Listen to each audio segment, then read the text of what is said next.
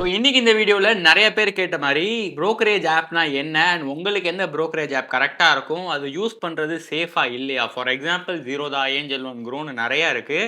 So அதுனா என்னன்னே உங்களுக்கு தெரியல அப்படின்னா இந்த வீடியோ உங்களுக்கு தான். ஸோ இந்த வீடியோவில் டிமேட் அக்கௌண்ட்னா என்ன அண்ட் டிமேட் அக்கௌண்ட் யூஸ் பண்ணுறதுக்கு உங்களுக்கு என்னென்ன டாக்குமெண்ட்ஸ்லாம் தேவைப்படும், இது போல் நிறைய இன்ஃபர்மேஷன் இந்த வீடியோவில் கவர் பண்ணியிருக்கேன். வீடியோ சூப்பர் இன்ட்ரெஸ்டிங்காக இருக்கும், மறக்காமல் ஃபுல் வீடியோ பாருங்கள். வீடியோ பிடிச்சிருந்தா மறக்காமல் லைக் பண்ணிக்கோங்க. Let's begin this video. உங்களுக்கு ஃபஸ்ட் நான் டிமேட் அக்கௌண்ட்னா என்னன்னு சொல்லிடுறேன். ஸோ டிமேட் அக்கௌண்ட்னா நீங்கள் எந்த ஒரு ஷேர்ஸை வாங்கி விற்றாலும் ஸோ அந்த இதில் நீங்கள் பார்த்துக்கலாம். நம்ம இந்தியாவில் மொத்தம் 2 ஸ்டாக் எக்ஸ்சேஞ்ச் இருக்குது. ஒன்று NSE, அதாவது நேஷனல் ஸ்டாக் எக்ஸ்சேஞ்ச், அண்ட் இன்னொன்று BSE, Bombay stock exchange. So இந்த இடத்துல தான் ட்ரேடிங்கே நடக்கும். ஸோ இதை ஒரு ட்ரேடிங் ஃப்ளோராக கன்சிடர் பண்ணிப்போம். ஸோ இந்த இடத்துல நம்ம ரீட்டெய்லர் நம்ம டேரெக்டாக காண்டாக்ட் பண்ண முடியாது. ஸோ அதனால தான் இந்த இடத்துல நடுவில் brokerage ஆப்ஸ் வரும். For example Groww, Zerodha, stock angel ஒன்னு சொல்லிட்டு. ஸோ இவங்க என்ன எக்ஸாக்டாக பண்ணுவாங்க அப்படின்னா, நம்மளுக்காக அவங்கக்கிட்ட டைப் பண்ணிவிட்டு நம்மளுக்கு எதனா ஒரு ஷேர்ஸ் வாங்கணும் வைக்கணும் அப்படின்னா அவங்க பிளாட்ஃபார்மை யூஸ் பண்ண சொல்லிப்பாங்க. ஸோ இதுதான் இந்த brokerage ஆப்போட வேலை. அண்ட் அந்த ஷேர்ஸ் எல்லாம் நீங்கள் வாங்கி விற்றுக்கலாம், ஸ்டோர் பண்ணி வச்சுக்கலாம் உங்களுடைய டிமேட் அக்கௌண்ட்டில். புரியுதா?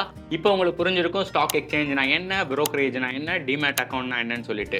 இப்போ தான் உங்களுக்கு இம்பார்ட்டண்டான கேள்வி வரும், ப்ரோ இன்னைக்கு இந்த ஆப் இருக்குது, நாளைக்கு இந்த ஆப் திடீர்னு மூடிட்டு போயிட்டாங்கன்னா நம்ம ஷேர்ஸ் எல்லாம் போயிடுமான்னு கேட்டிங்கன்னா அதான் கிடையாது. இந்த இடத்துல தான் டெபாசிட்டரின்னு ஒன்று வரும். ஃபார் எக்ஸாம்பிள் இப்போ நீங்கள் ஸ்டாக் எக்ஸ்சேஞ்சில் டேரெக்டாக வாங்க முடியாது, அதனால brokerage இருக்காங்க. ஸோ brokerage ஆப் அவங்கக்கிட்ட ஆர்டர் பிளேஸ் பண்ணும்போது ஸ்டாக் எக்ஸ்சேஞ்ச் பார்த்தீங்கன்னா brokerage ஆப் கிட்ட கொடுக்கவே மாட்டாங்க ஷேரை. டேரெக்டாக பார்த்தீங்கன்னா டெபாசிட்டரியில் கொடுப்பாங்க. டெபாசிட்டரியில் நம்ம 2 டைப்ஸ் இருக்குது. ஒன்று CDSL அண்ட் NSDL. இந்த 2 டெபாசிட்டரி பார்த்தீங்கன்னா உங்களுடைய ஷேர்ஸை ஸ்டோர் பண்ணி வைக்கும். அதாவது உங்கள் ஷேர்ஸ் பார்த்தீங்கன்னா உங்களுடைய brokerage ஆப்பில் இருக்கிற மாதிரி இருக்கும்.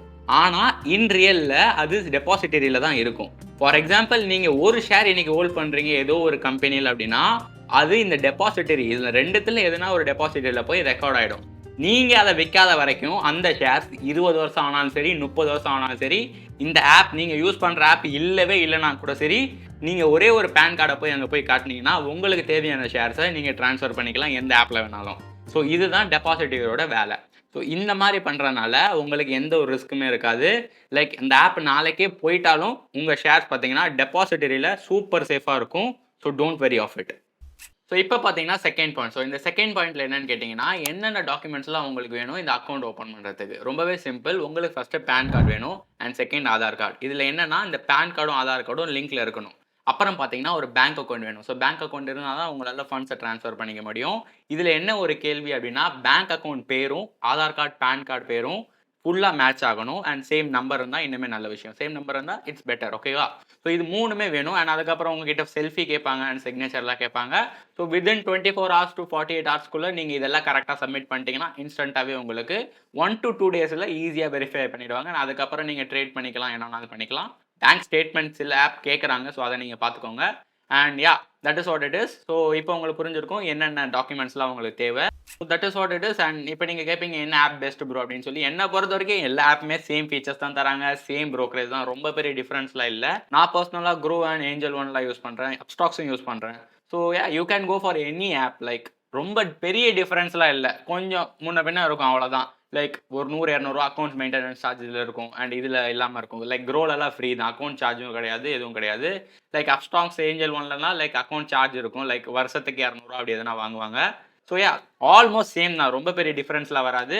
So you can go for it. And yeah, இந்த வீடியோ அவ்வளோதான். இந்த வீடியோ சூப்பர் இன்ட்ரெஸ்டிங்காக அண்ட் இன்ஃபர்மேட்டிவாக இருக்கும். ஸோ மறக்காமல் லைக் பண்ணிக்கோங்க. I will meet you in next video. Until then bye bye. Video பிடிச்சிருந்தா மறக்காமல் லைக் பண்ணுறது இல்லாமல் உங்களுக்கு டெக்னிக்கல் ஆன்சர்ஸ் கற்றுக்கணும்னா இந்த இடத்துல லிங்க் தர மறக்காமல் இப்போ பார்த்துருங்க. பை.